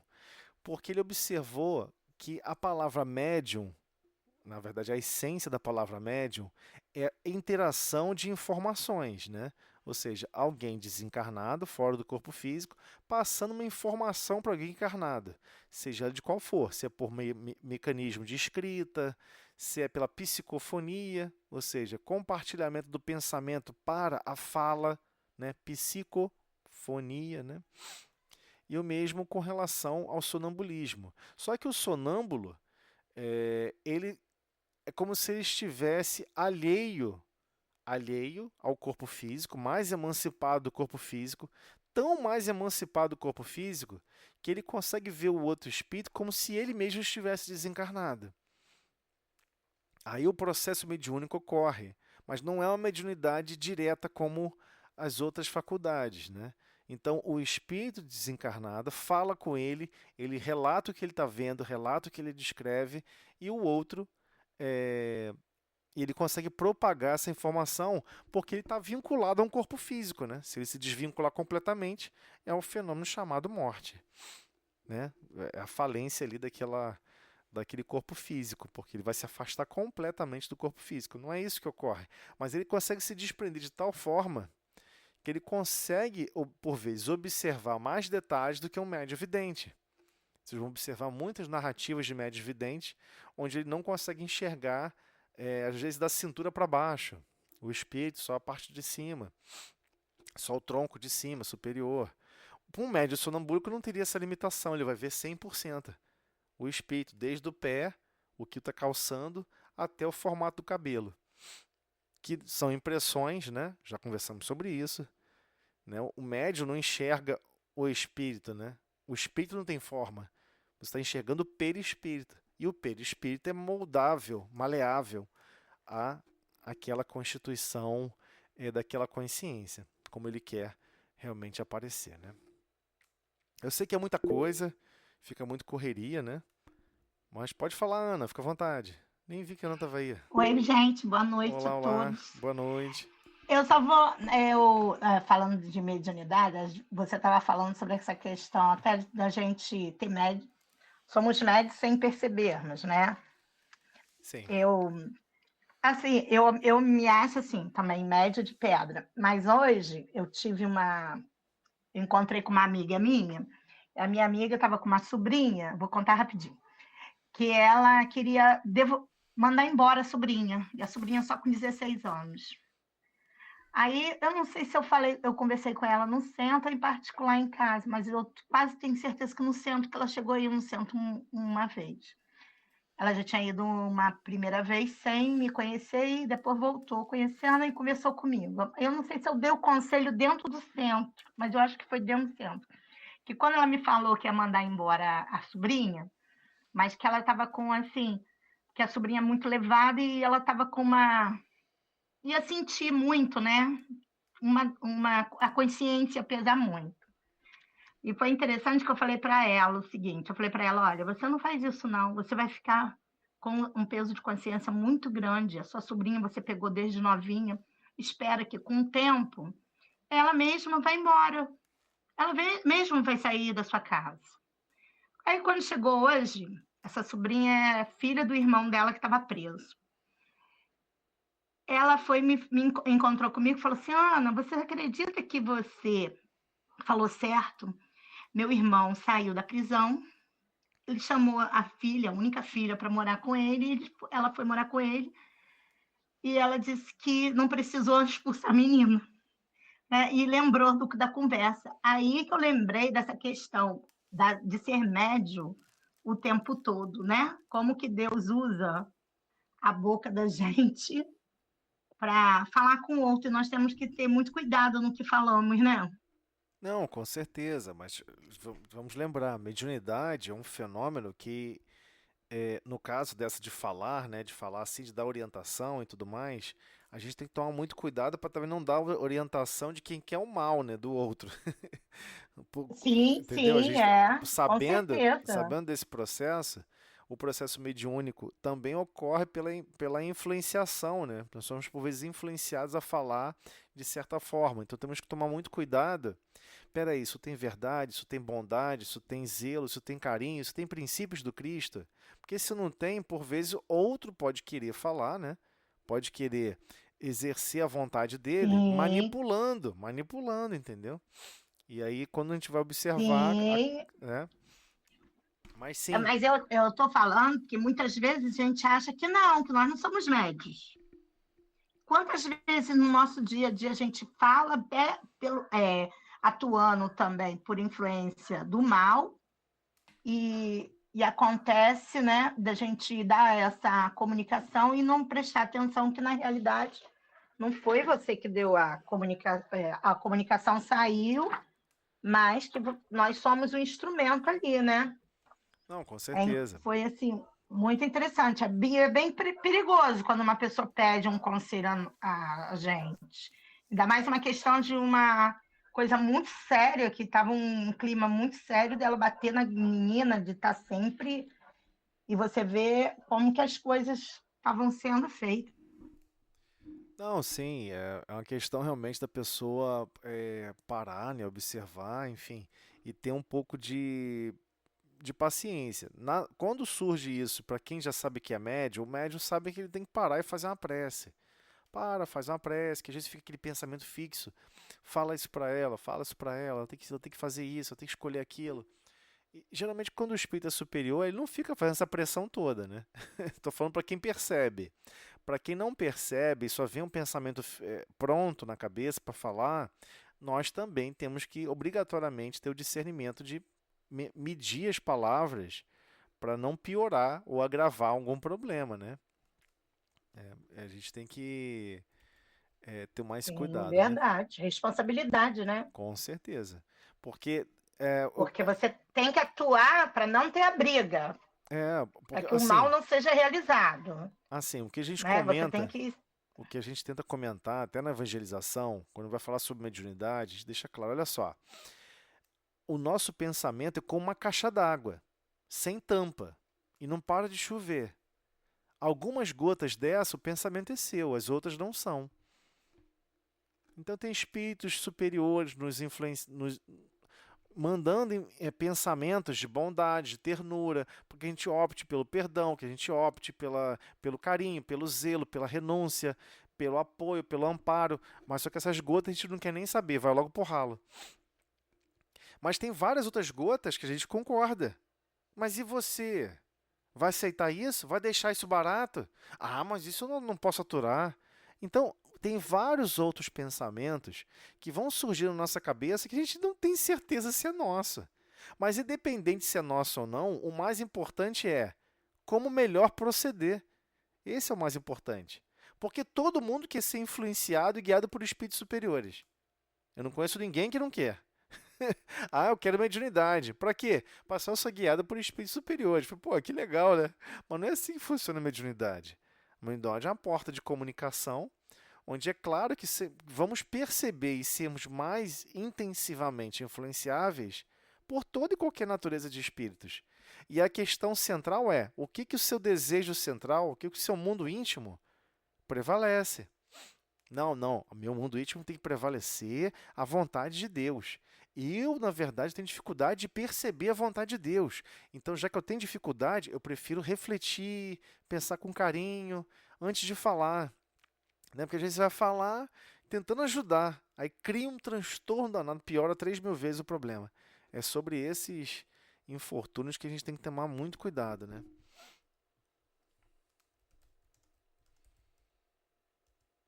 Alguém mais? Alguém mais quer falar alguma coisa? Com algum comentário? Eu, na realidade, é uma boa noite. Boa noite. Meu nome é Márcia, é a primeira vez que eu participo da reunião online. Sou nova no Galileia, né? Tem poucos meses que eu estou frequentando. Sim. Então, a gente chega com muitas dúvidas, né? Muitos pensamentos confusos. Eu nunca fui religiosa, nunca fui evangélica, nunca fui católica. não me considerava descrente, né?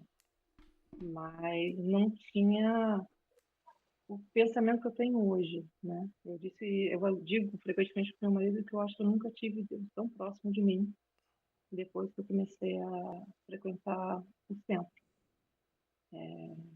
É uma transformação na vida da gente, pelo estudo, pelo conhecimento. Só que com isso também vem as dúvidas, né? A dúvida é bom. Fica à vontade. Muitas dúvidas. Quando vocês dizem sobre o médium sonâmbulo, né? É o sonambulismo normal das pessoas que dormem e levantam e andam pela casa, ou é um outro tipo de sonambulismo? Não, na verdade, é exatamente esse sonambulismo, que pode ser um processo mediúnico. Pode se tornar um processo mediúnico. O que está dizendo é o seguinte: existem espíritos aqui reencarnados, eu sou um deles, eu sou sonâmbulo. Eu não lembro de nada. Todo mundo conta que eu falo isso, que eu faço isso, que eu levanto. Às vezes eu levanto, abro a porta, saio, volto. Tem esses problemas também. Exatamente. Que Esse é o meu problema. com criança é complicado. Meus pais, quando eu era criança, eu só percebi o quanto que eles tinham pavor de mim. Era quando às vezes eu acordava de madrugada por qualquer coisa e eu ia falar com eles ficavam com o olho estatalado, né? O que que esse cara vai fazer? Mas assim, Esperando alguma coisa. eu tenho que ficar falando, tô acordado, sou eu tô acordado, porque vocês estão me olhando desse jeito. E é engraçado, porque é difícil, né? Porque sempre falaram muita coisa. Não, você não pode acordar o sonâmbulo, ele morre na hora. Um monte de coisa doida, né? Não Isso, sei se você já ouviu falar essas coisas exato. assim, né? Surge esses O tempo montes. todo. Porque a minha Exatamente. família toda é sonâmbula. Então é muito confuso para mim. Então, mas não tem É, confusão nenhuma. O que acontece é quando o espírito ele está um pouco mais preocupado, quando surgem situações, inclusive fora do corpo físico, que ele não tem como explicar para os outros, só depois estudando um pouco mais a doutrina vai entender como que certos momentos da nossa encarnação ocorre uma intensificação, né, de acordo com os cenários de convivência que vão se desenhando, a convivência se intensifica, mas a convivência também com espíritos desencarnados se intensificam, né? Porque Deus é extremamente amoroso e bondoso. Ele sabe que certos grupos que se desentenderam vão voltar a se amar, entendeu? Então, por vezes, tem outros entendi. espíritos que falam assim: ah, o espírito obsessor. Quando tu vai ver, era um grande amigo seu, que vocês se brigaram, se estressaram na encarnação, mas continua sendo um grande amigo. Mas só ainda não se reintegraram nos laços de amor que são eternos, são os laços que nos unem ao Pai. Nós nos ligamos a Deus através dos laços de amor uns para com os outros. Então, o processo sonambúlico é uma característica do espírito reencarnante. Ele consegue sair do corpo físico com extrema facilidade. Geralmente, o sonâmbulo dorme muito rápido. Ele apaga, deita assim, apaga, dorme muito rápido. Ele tem facilidade para dormir. Só que, ao mesmo tempo, ele levanta e sai andando. Por quê? Porque é um reflexo para com o corpo físico. Ele, às vezes, está em outro lugar, fora já do corpo físico, andando. E aí o corpo físico começa a imitar ao que ele está fazendo. E tem mais. O corpo físico, ele consegue como fosse deixar uma inteligência germen básica no corpo físico. Minhas filhas sabem quando eu estou sonâmbula. Elas me sacaneiam direto, né? Elas sempre fazem esse tipo de situação comigo. Elas querem pedir para eu dormir mais tarde, elas querem fazer alguma coisa mais tarde à noite, e sabem que eu já dormi, eu estou sonâmbulo, porque elas sabem que eu, quando sonâmbulo, eu falo sim para tudo. Sim, minha filha, sim. E elas sabem que eu estou sonâmbulo de propósito. Vai me pedir as coisas. E aí a mãe fica danada. Não faz isso. Seu pai tá sonâmbulo. Você fica pedindo as coisas pra ele quando ele tá sonâmbulo. Não pode. Enfim, só pra mostrar. Entendi. A criança, então, né, até os 7 anos, não completou a encarnação, né? A maioria das pessoas que estão começando a doutrina espírita não entenderam isso ainda. O espírito não reencarna instantaneamente. As pessoas acreditam só porque está no corpo físico já reencarnou 100%. Não, não é 100%. A consciência daquele espírito é, vai assimilando o corpo físico e a experiência aos poucos. Não é 100%. Quando completa 7 anos de idade, geralmente é de 7 em 7, né? 7, 14, 21. 7 anos, a criança vive bastante os dois mundos. 14 anos de adolescência, surge outros impactos também na questão mediúnica, e especialmente aos 21. Né? São sempre múltiplos aí de 7 anos. O que acontece? Quando o sonâmbulo ele está emancipado do corpo físico, se você ficar perguntando para ele o que você está vendo? Você está vendo alguém conhecido? Quem está perto de você? Ele começa a falar com você, só que ele está distante do corpo físico, mas aquela E parte motora ele consegue controlar remotamente, entendeu?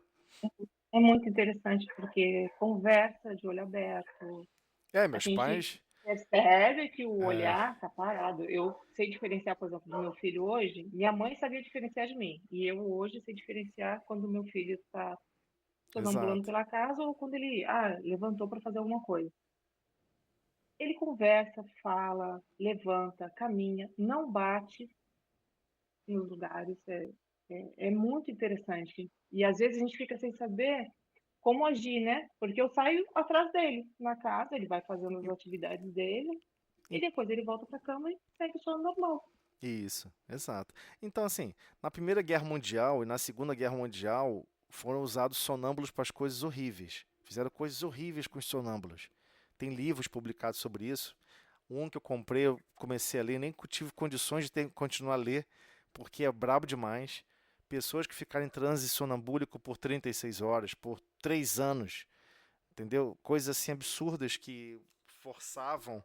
Por quê? Porque a pessoa podia sair do corpo físico e olhar o que o inimigo está fazendo. O sonâmbulo, ele consegue se desprender do corpo físico e ir para lugares específicos. Dependendo do sonâmbulo, da intensidade do sonambulismo, o processo é complexo, entendeu? Ele consegue ir até Entendi. nesses locais. Então foram usados das piores maneiras. Mas assim, com relação ao lar, é importantíssimo, com o tempo, em primeiro lugar, manter o hábito da prece. Manter o hábito da Isso. prece.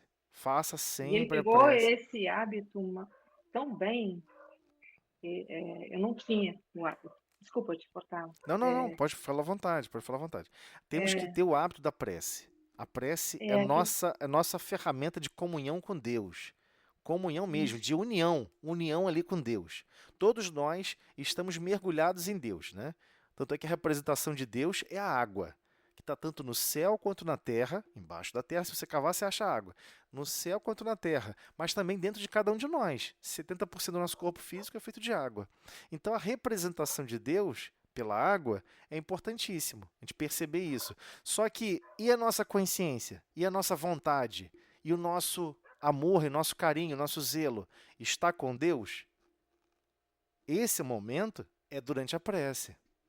Essa genuflexão, não fisicamente falando, de joelho no chão, mas a genuflexão da consciência durante a prece é um princípio de você colocar o seu mundo íntimo alinhado com Deus.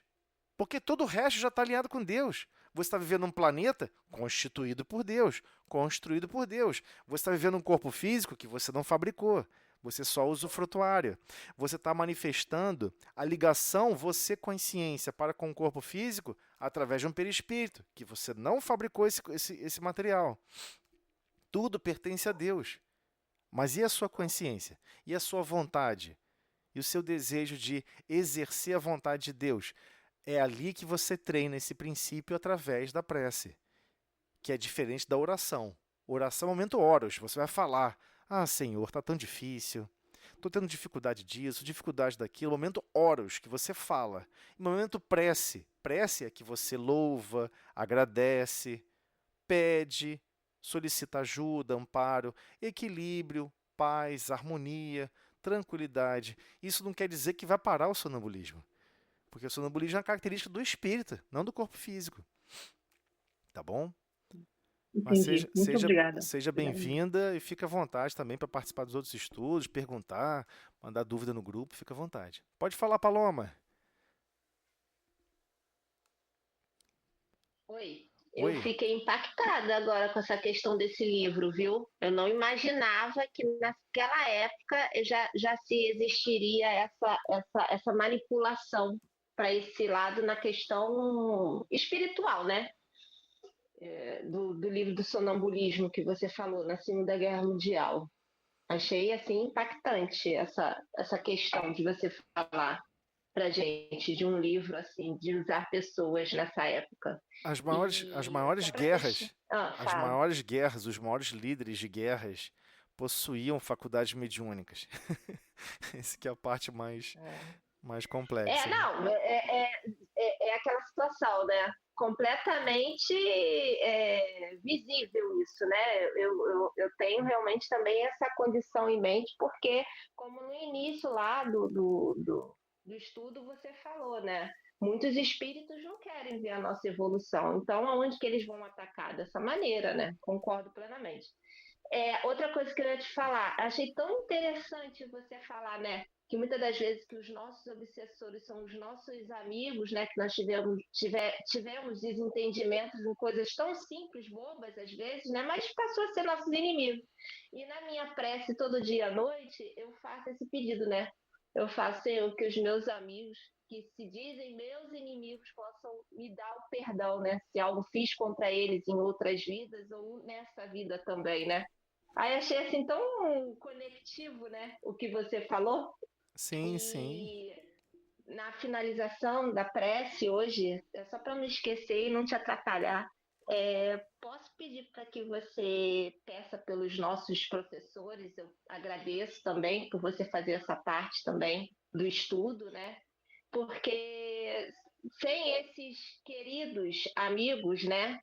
E a responsabilidade que eles têm, como a Ana Lúcia. Beijo, Ana, parabéns.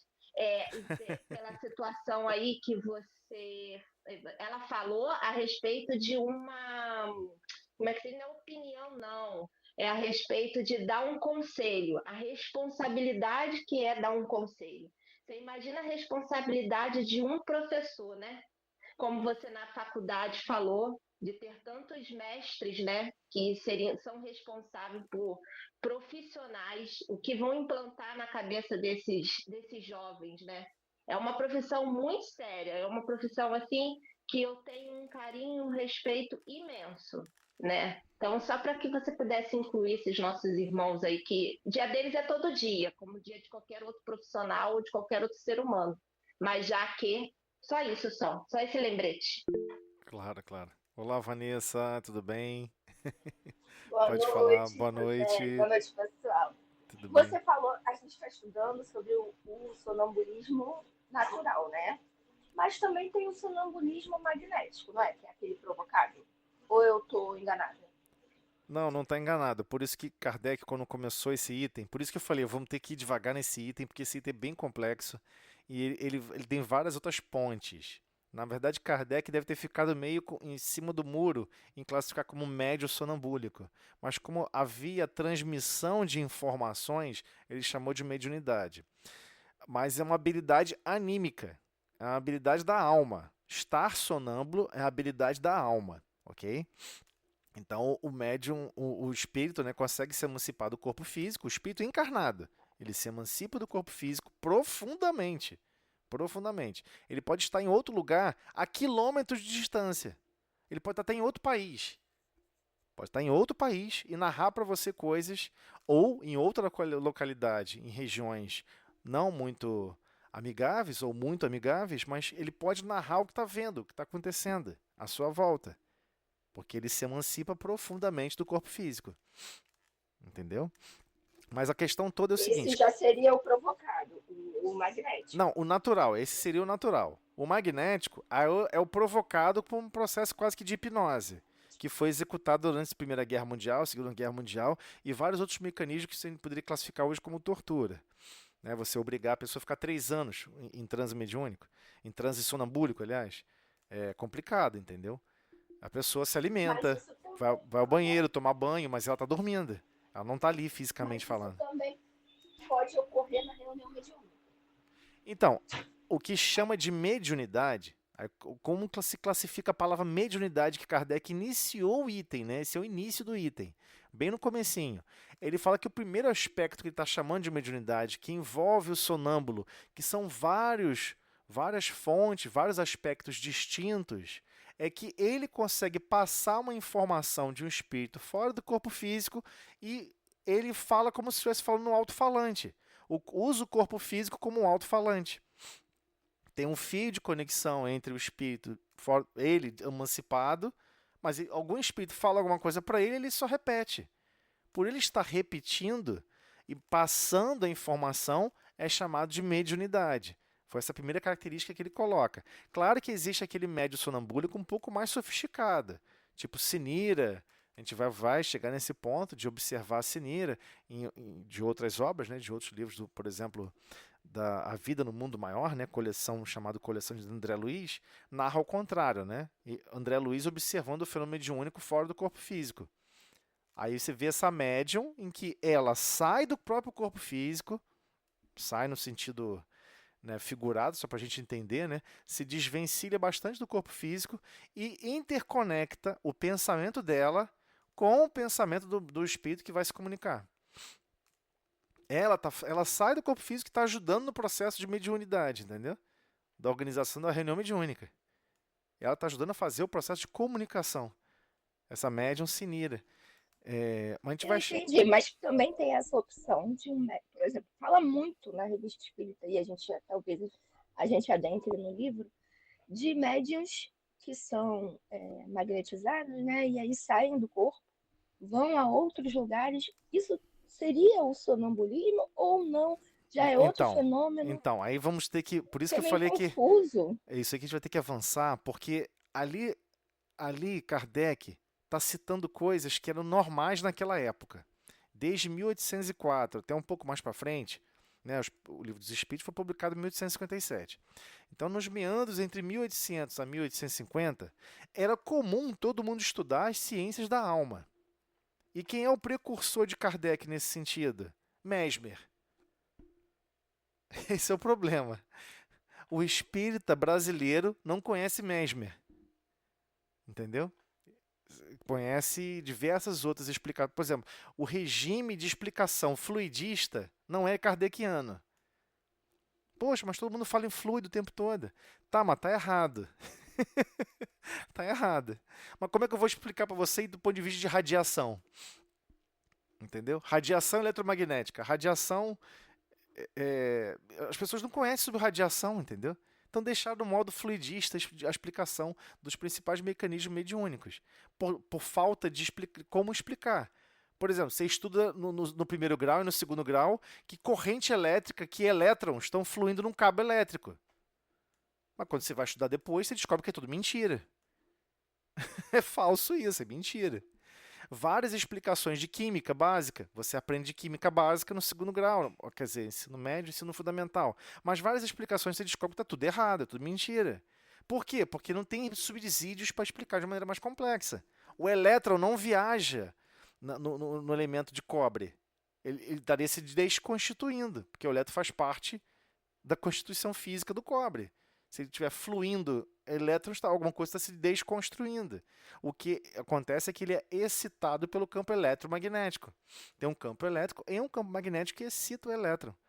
Só que é um fenômeno extremamente complexo, que só dá para entender quando você vai estudar a teoria de Einstein para entender a dualidade da luz.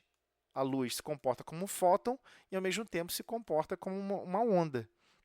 Mas, na verdade, o fóton não viaja. O fóton está parado na galáxia. O que viaja na velocidade da luz é a energia, a intensidade da energia eletromagnética. Ela só excita o fóton. Então, assim, é muito difícil de entender. Não é simples. A ciência moderna hoje não consegue explicar isso com cuidado. As radiações. Então, como é que as pessoas entenderam Mesmer naquela época? Mesmer explica tudo como radiações. E Kardec fala que não tem como entender profundamente os fenômenos mediúnicos se você não entender Mesmer, entendeu? Inclusive o chamado fluido cósmico universal, que não é um fluido, né, onde todos nós estamos mergulhados, que é um tipo de matéria, que é onde o pensamento viaja. Então não importa se a pessoa está no Japão ou outra galáxia, seu pensamento tem como chegar até lá. Esse princípio, quem criou essa teoria foi Mesmer. Quem apresentou essa teoria para a humanidade foi Mesmer. 1700 não vai fumaça, ele é precursor do espiritismo. Ele curava continuamente. E ele usava médio sonambúlico o tempo todo para os processos que ele executava. Inclusive os transes sonambúlicos induzidos que Mesmer provocava, fazia parte do processo. Ele utilizava, às vezes, o próprio doente, a própria pessoa que estava recebendo tratamento, se emancipava do corpo físico e falava o que estava acontecendo. Pela descrição, ele sabia diagnosticar o que estava acontecendo. Né? Mesmer era médico. Mas, entendeu? Como essa parte sonambúlica é um pouco mais complexa, geralmente o sonâmbulo ele tem esse grau de liberdade. Eu não sei explicar o porquê. Nunca encontrei explicação nenhuma. Da onde alguns espíritos têm essa capacidade de fazer isso e outros não, entendeu? Mas a pessoa se afasta do corpo físico profundamente, quase que um fenômeno de morte. Fica naquela ligação mínima. Fica na ligação mínima com o corpo físico, entendeu? Então vive bastante os dois lados. Durante o sono e tudo Qual mais. é a regularidade que aconteça? Assim, uma vez por semana, uma vez por mês, ou mais? Tá perguntando sobre mim mesmo? Sobre a minha pessoa? Eu não tô dizendo registro. assim, um sonâmbulo. Então, eu não registro nada. Para mim dormir, eu deito aqui, é como 5 minutos depois eu estivesse levantando. E é um black total, fica totalmente, para mim é uma tela preta, não vejo nada, não sei de Mas nada. não é todo dia, né? Porque isso... Não, eu durmo assim todo dia, eu não sonho dia nenhum. Sim, eu mas não lembro de nada, zero. Mas todo dia é. Todo dia. É como Ai, se eu deitasse Jesus. para dormir e 5 minutos depois estou em pé de novo. A sensação, caramba, já é de manhã. Eu que não devia estar fazendo outras coisas, né? Caramba, já é de manhã, já acabou, já tem que levantar. Mas isso acontece se você dormir num ônibus também?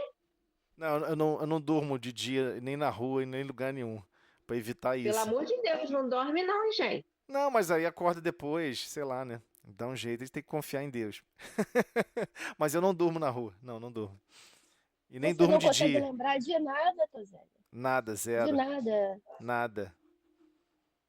Tu nunca teve um sonho. Não, geralmente o que acontece comigo é o seguinte, eu tô acordando e às vezes eu tô com uma percepção plena de alguma coisa que eu tava vendo e aí vai fugindo da minha memória e some.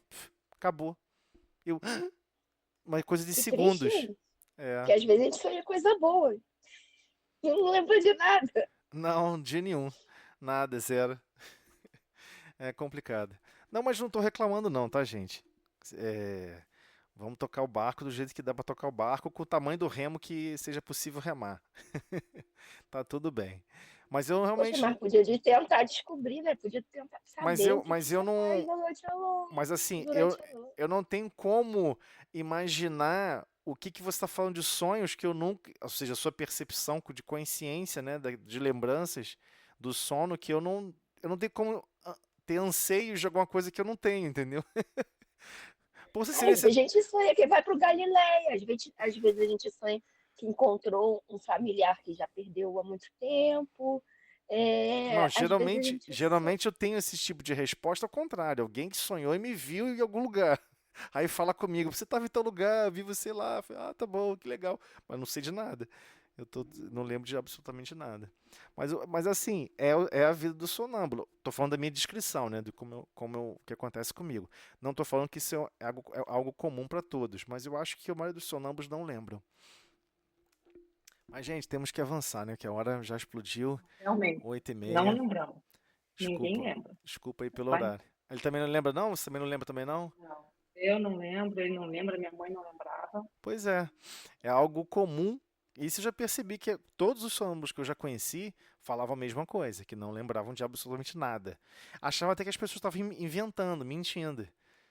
No começo eu também achava, né? Falei assim, pô, não lembro de nada.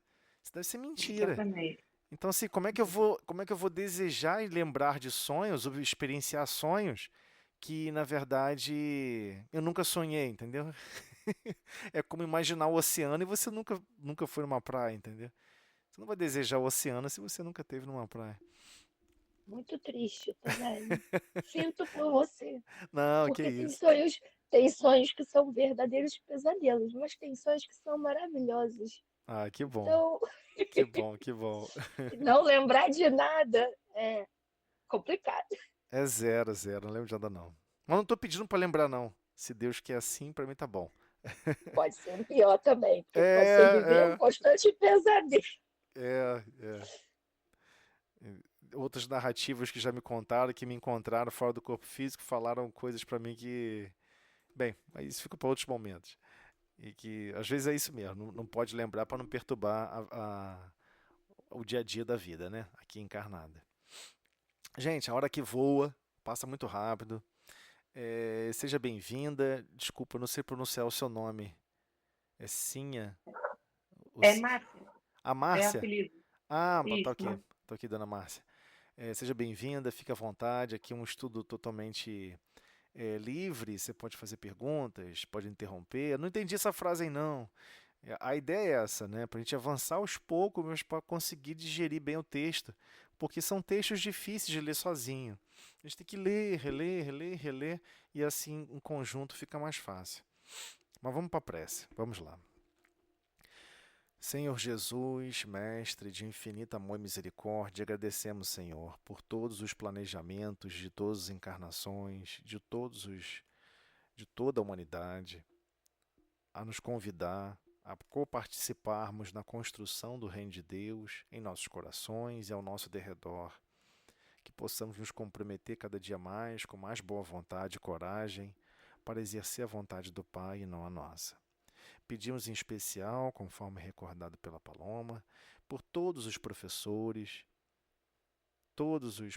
de todos os lugares, que todos são sempre ali empenhados em guiar tantas consciências, em auxiliar em vários aspectos de convivência diária em sala de aula, convivências complexas, convivências inclusive com quem está desencarnado, participando para ajudar, participando para atrapalhar, que todos possam ser ajudados e amparados, socorridos em suas necessidades, para cada vez darmos mais as mãos e caminharmos no sentido do uno, da unidade divina, e nos irmanarmos como realmente nós somos, todos filhos de Deus. Obrigado, Mestre, por todas as oportunidades que nos são ofertadas, hoje e sempre.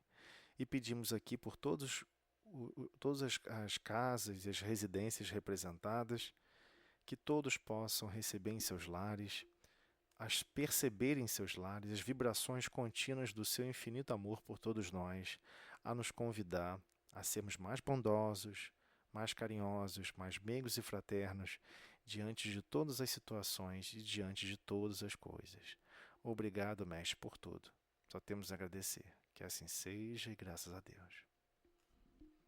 Tchau, pessoal. Obrigada aí, Amém. Paloma, Vanessa. Tchau.